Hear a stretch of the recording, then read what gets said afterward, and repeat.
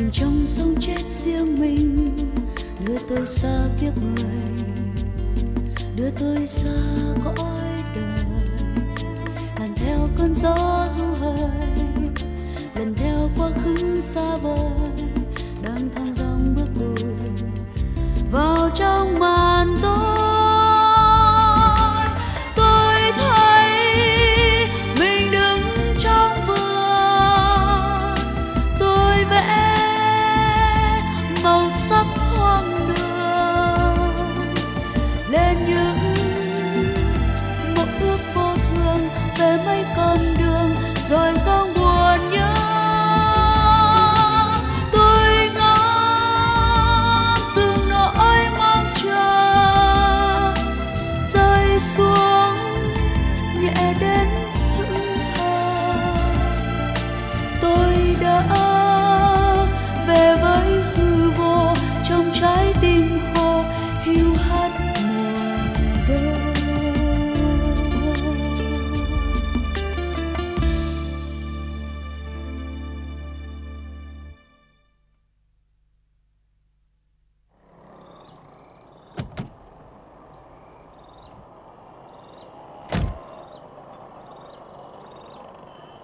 Con đùi gà hamburger của con đâu?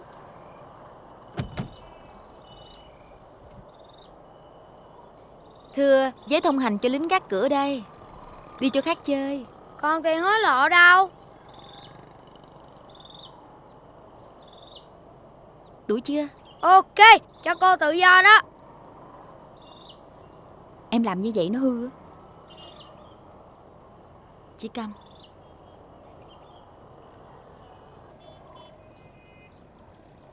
Làm gì mà mua nhiều dữ vậy? Chị quên rồi sao? Chính chị đạo diễn mà. Cái đó của chị, còn cái này của người ta. Ông Thanh giờ này chưa đi làm về đâu. Em thăm dò nhiều người ở bệnh viện. Có ổng ở nhà, biết người nhà bệnh nhân mang quà tới, ổng không cho vào đâu. Nên em cố ý chọn lúc ổng đang ở bệnh viện. Trước thì vậy, chứ bây giờ cứ để đại trên bàn, rồi ổng cũng làm ngơ à. Lòng giả cũng như lòng sung.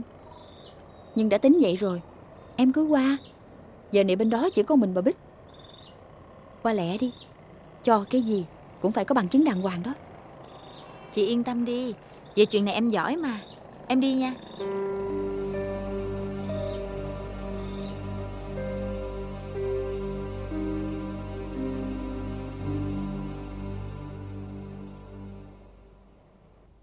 Em chào chị. Hình như cô là... À, cô lộn nhà rồi. Nhà bác sĩ Hùng bên kia mà. Em đâu có lộn. Chẳng giấu gì chị. Tháng trước ba em vào viện, được bác sĩ Hùng tận tình cứu chữa, nên em thường xuyên ở lại bên đó.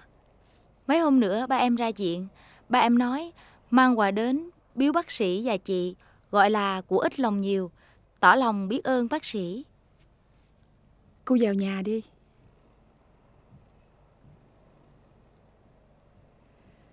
Tôi đang thử bộ áo dài mới, là của một bệnh nhân của anh Thanh tặng đó. Chị mặc trông sang trọng và trẻ đẹp hẳn. Biết chị thích loại hàng này, hôm nào em tặng chị chục bộ. Còn đây là bộ nghe băng và đĩa CD, hiệu mới nhất.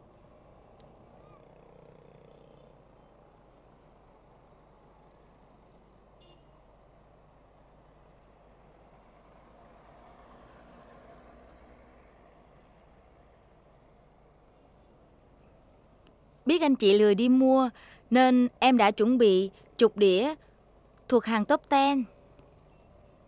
Nếu cần em sẽ cung cấp thêm.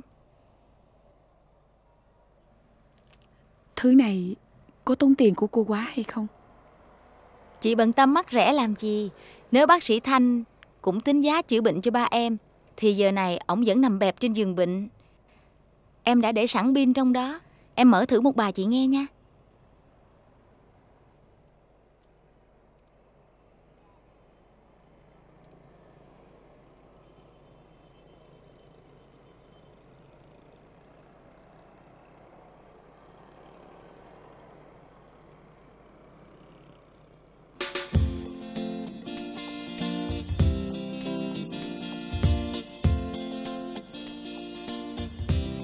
Nếu con Kim có nhà thì nó thích lắm.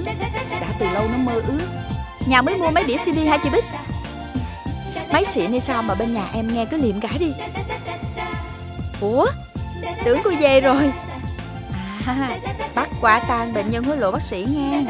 Cái cô nè, nói giỡn nhưng mà độc mồm độc miệng. Nhà tôi chỉ mới bắt đầu học tập nhà cô thôi à. Tôi không muốn giải quyết chuyện này bằng cách đưa ra tập thể, nên mời hai người đến đây, ba mặt một lời, giải quyết cho xong việc cô Oanh cùng nhóm người trong khoa xông vào phòng cậu Hùng giữa lúc đang có khách. Thưa thầy, sự việc đáng tiếc này xảy ra, em không trách cô Oanh cùng những người bồng bột khác. Tiên trách kỷ, hậu trách nhân. Dù sao, mình cũng có mối quan hệ khiến người ta nghi ngờ. Em và cô Oanh đã có sự thông cảm. Theo tôi, muốn giải quyết vấn đề thấu đáo, trước hết phải cùng nhau nhìn nhận đúng bản chất sự việc. Việc này tôi đã trình bày với anh Thanh rồi. Nhưng không hiểu do đâu, hôm nay khi đặt vấn đề, anh lại nói như tôi là nguyên nhân sự việc. Tôi chưa nói nguyên nhân, mà chỉ nói diễn biến. Không phải cô và một số người đã xông vào phòng bác sĩ Hùng khi cậu ta đang có khách hay sao? Diễn biến đúng như vậy, nhưng xuất phát từ nguyên nhân có lý của nó. Sáng hôm đó, chúng tôi ở phòng trực. Tự nhiên anh Nam hô lên. Mọi người theo tôi đến phòng bác sĩ Hùng có chuyện bất ngờ. Lúc đến cửa, thấy anh Nam có chìa khóa mượn trước ở phòng bảo vệ để mở cửa. Biết có chuyện không hay, tôi can ngay nhưng không kịp. Tôi không ngờ có cô qua ở trong đó với tình cảnh... Xin miễn nói lại. Chuyện này tôi đã trình bày với anh Thanh. Là hàng xóm của tôi, chị cũng biết. Tôi và cô Kiều sống không có hạnh phúc. Tôi kịch liệt phản đối những kẻ mượn cớ không hạnh phúc với vợ để đi lăng nhăng hết người này đến người khác. Chuyện đó lại diễn ra ngay trong giờ làm việc tại bệnh viện, là không thể chấp nhận được. Chưa ly hôn đã đi yêu người khác là rất đáng lên án. Thưa, em xin rút kinh nghiệm. Chuyện đó nhất định phải chấm dứt. Vì đây không phải là vấn đề đạo đức xã hội, mà còn là vấn đề luật pháp. Là bác sĩ, là phó chủ nhiệm khoa, anh càng phải nghiêm khắc và gương mẫu. Bởi hàng trăm con mắt lúc nào cũng nhìn vào anh. Xin cảm ơn thầy. Cảm ơn chị Oanh. Chưa bao giờ tôi thấm thía và đau xót về chuyện này như bây giờ. Nhưng dù giải thích như thế nào, việc mở cửa nhằm bắt quả tang chuyện đó giữa Thanh Thiên Bạch Nhật, làm nhục đồng nghiệp, cũng không thể chấp nhận được. Tôi đã nói rồi, sao anh vẫn hiểu ra như vậy? Có anh Hùng biết, chính tôi đã giữ thể diện cho anh ấy bằng cách ngăn không cho anh Nam gọi bảo vệ tới để lập biên bản. Chuyện đó có. Nhưng tôi nghĩ là chị tỉnh táo hơn mọi người ở chỗ sớm nhận ra bảo vệ tới cũng có bằng chứng gì đâu mà lập biên bản. Anh dám nói như vậy sao? Không nên đôi co nữa. Đã không có bằng chứng, cô còn muốn đôi co gì nữa nào?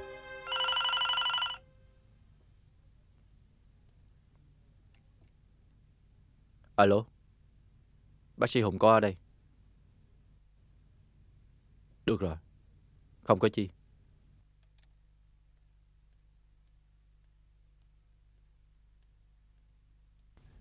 Bệnh nhân phòng 234 bị xuất huyết não. Cậu đi được rồi. Tôi muốn hai người có sự thông cảm thật sự sau buổi làm việc chân tình cởi mở này. Mong rằng chúng ta cùng bỏ qua cho nhau. Tôi đã bỏ qua rồi, nhưng hôm nay tôi phải hối hận vì đã như vậy. Không sao. Thưa thầy, em đi. Chào anh. Cô ngồi xuống đã. Tôi với cô làm việc vẫn chưa xong. Rõ ràng trong chuyện này, cô đã cố chấp và cư xử không đẹp với cậu Hùng. Đẹp làm sao được, trong khi trọng tài thiên vị, còn đối thủ lợi dụng được điều đó để đổi trắng thay đen. Cô đã nói thẳng như vậy, thì tôi cũng nói thẳng với cô.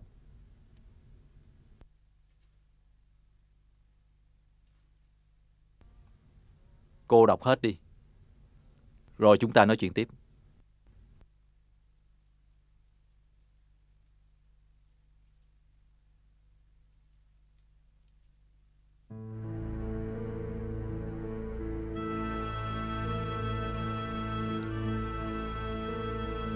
Quá ghê tởm. Đây là thư nặc danh. Sao anh lại tin? Kiên nhẫn đi, có cả thư hữu danh đấy.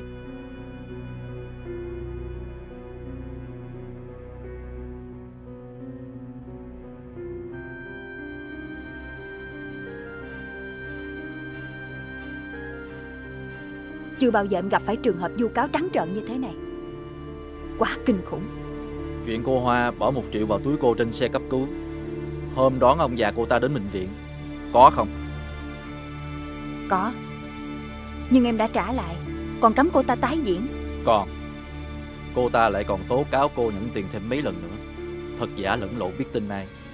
Chuyện bà Nha tặng cô và cô Hòa bộ áo dài, bên trong nhét 2 triệu đồng, có không? Bộ áo dài do bà ta nài nỉ quá, em có nhận. Nhưng sau đó cho ngay người khác, không để ý có tiền hay không.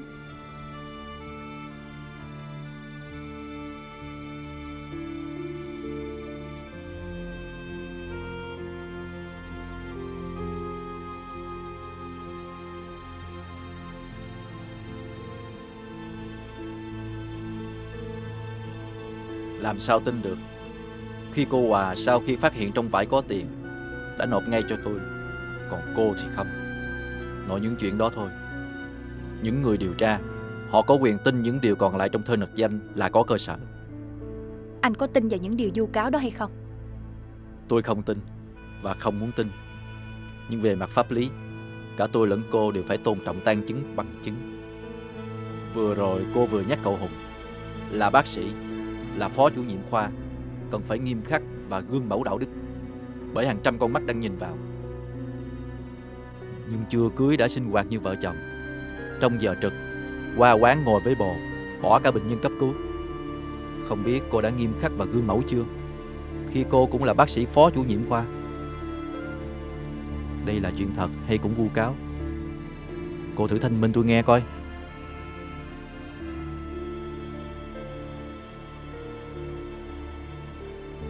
Em không ngờ anh cũng nhìn nhận về em như vậy. Và vì anh đã nghĩ như vậy, em thấy không cần phải thanh minh gì hết. Anh cứ việc tin vào những lời tố cáo để đánh giá, đối xử, thậm chí thi hành kỷ luật với em cũng được. Em về làm việc được rồi chứ?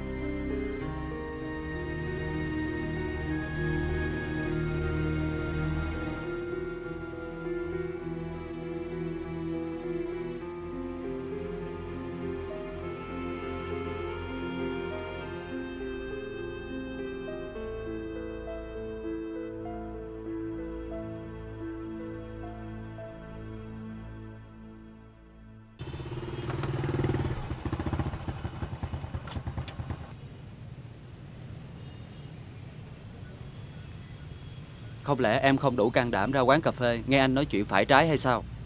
Không phải chuyện can đảm mà không còn gì để nói, cũng chẳng có gì để nghe cả. Em quên chúng ta đang là đồng nghiệp à?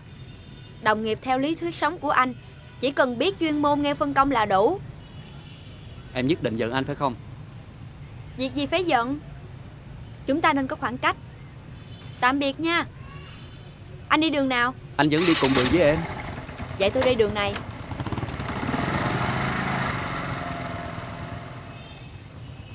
Tạo, thấy cô Quanh ra chưa?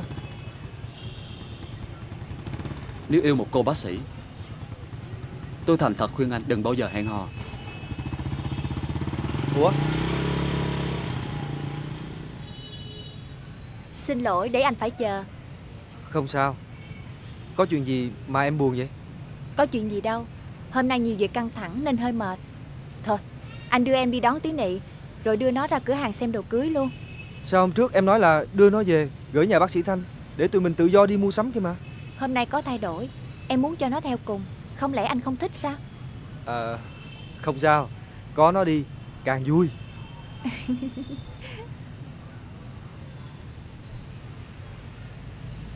Chị Oanh, có điện của ai đó từ công an quận Nhất gọi chị. Tôi có quen ai ở công an quận Nhất đâu. Anh chờ em một chút nha.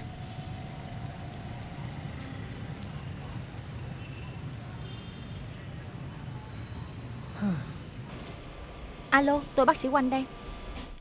Hiện nay chúng tôi đang giữ một nhóm 3 trẻ em phạm tội ăn cắp của khách đi chợ Bến Thành. Một em có tên Nguyễn Văn Bé có khai chị là mẹ của nó. Lại có chuyện gì mà mặt em nhợt nhạt vậy? Em nhờ anh đưa em đi một chuyện. Chuyện gì?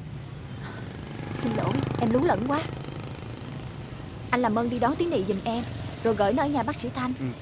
Em có chuyện gấp phải đi ngay bây giờ. Khoan đã, còn việc đi mua sắm đồ cưới, em tưởng tụi mình còn nhiều thời gian lắm sao? Ngày mai, à không, sáng ngày mốt em nghỉ bù trực đêm, chúng mình cùng đi. Anh thông cảm nha. Anh không biết nói như thế nào nữa. Thôi được rồi, em cứ đi công việc của em đi. Anh đón con Tiến Nị.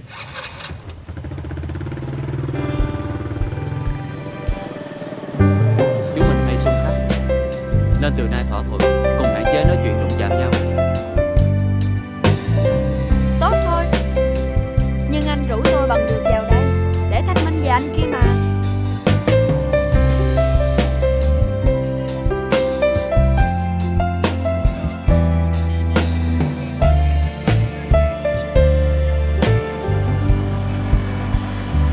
Em vừa ít tuổi hơn anh, vừa là bác sĩ thực tập, không xưng em với anh như cũ được hay sao? Chuyện xưng em không phải giao trên là tuổi tác hay ngạch bậc nghề nghiệp, càng không phải dễ dãi dị nể trước đề nghị nào. Mà ở chỗ người đó có xứng đáng được xưng hô như vậy hay không? Em tính gây sự với anh phải không? Anh hỏi kiểu đó tôi về liền đó nha. Người quen kìa. Không lẽ chủ cửa hàng vàng một bước xe thôi, nhà lại ở cư xá? Ở Sài Gòn mọi chuyện đều có thể có.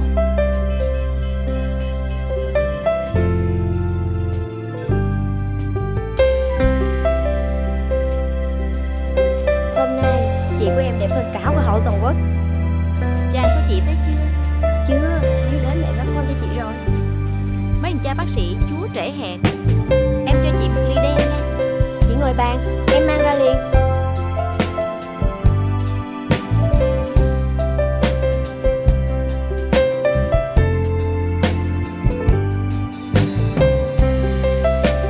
Em đánh cá với anh không?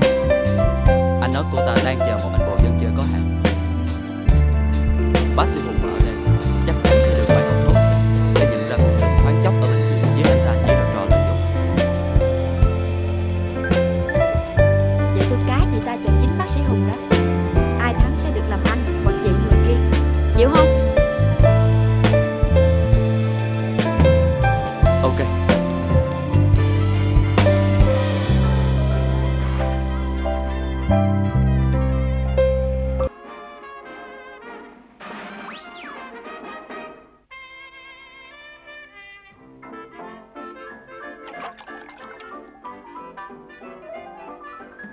Ha!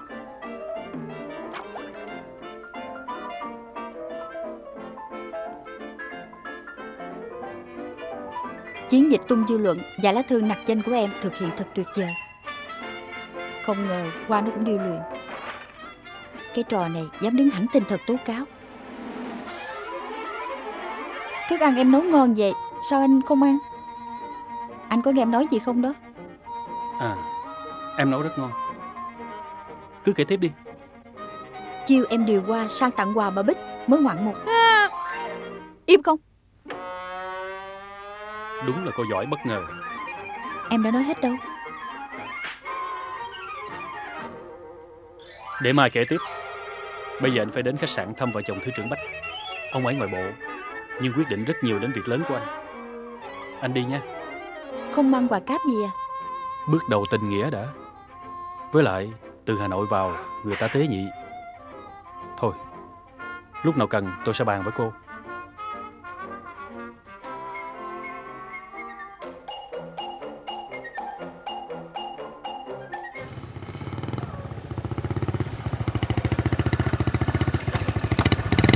Anh chờ tôi một chút nha. Dạ.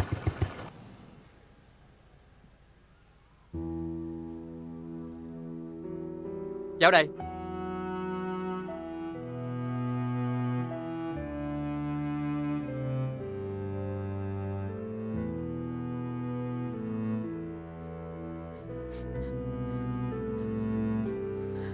Sao con ra nông nổi như vậy? Con muốn đi tìm má và hai em của con.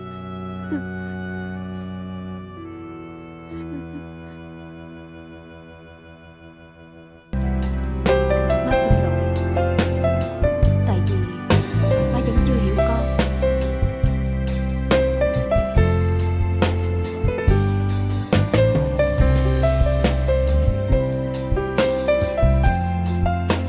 Đã có một thời, nhất là những năm học đại học và mấy năm đầu ra trường, anh giống hệt em bây giờ. Thấy gì bất công là nói thẳng, tin chắc vào câu châm ngôn, cây ngay không sợ chết đứng. Và anh đã thất bại thảm hại. Không chết đứng, nhưng chết nằm vẫn là chết. Len lỏi ương hèn thủ đoạn để mà sống, thật ra cũng là chết.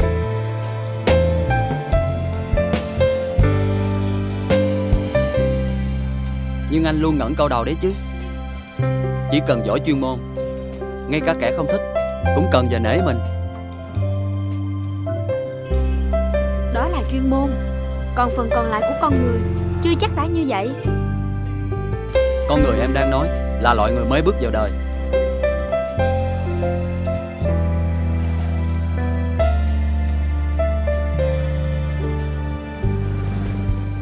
Chào anh.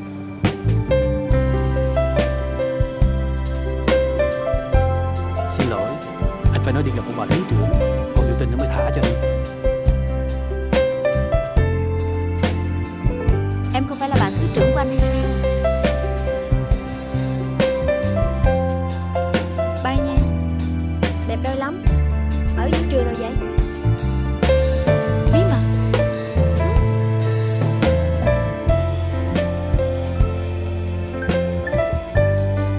Một con kiến nhỏ trên ngọn nó đi qua đừng có la. Một con kiến nhỏ trên ngọn nó qua đi kiến đâu sợ gì. Hay.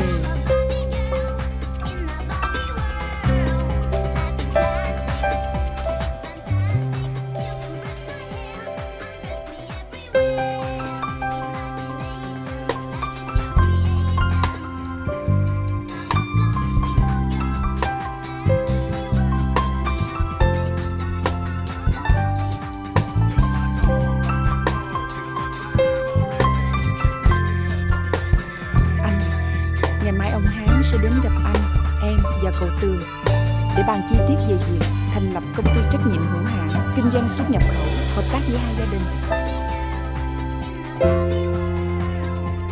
Ta cái thứ nhạc điếc tai đi. Nhà này thì chưa chết chưa điên, mà sao các người cứ diễn trò tiền trảm hậu tấu? Em xin lỗi vì đã cùng với chị qua mặt anh. Nhưng anh cũng biết không báo díu giờ cơ hội này để lấy tiền trả nợ là em vào nhà đá. Nhà mình không thể tiếp tục như vậy mãi được. Nếu anh quyết không đồng ý, coi như mình đã phụ lòng gia đình ông Hán.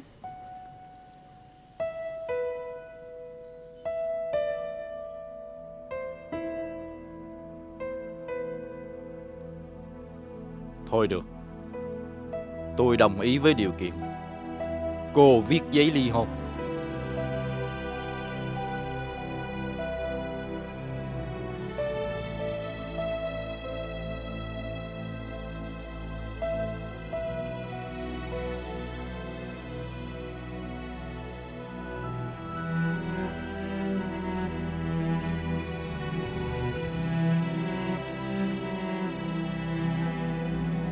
Anh đã dứt khoát như vậy. Em xin nói thẳng, sự nghèo túng ở gia đình bình dân chỉ như khối u lành, nhưng ở gia đình trí thức là khối u ác. Càng để lâu, những giá trị tinh thần truyền thống vẫn được mại vàng, càng biến thành xám xịt. Chào anh.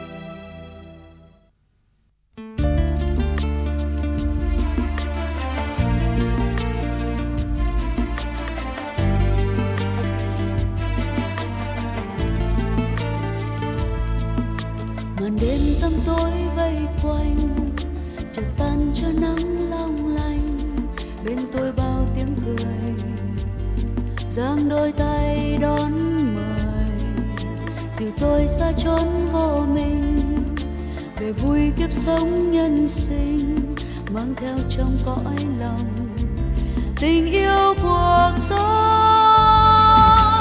Yêu quá màu trắng ân tình, êm ái màu trắng bên mình. Tôi thấy nhiều giấc xuân nồng, màu sắc tươi hồng làm tim hồng ấm. Ôi nhớ màu áo thiên thần, mang đến hạnh phúc vô ngần. Yêu mãi màu trắng chân tình là nắng mênh mông xua mất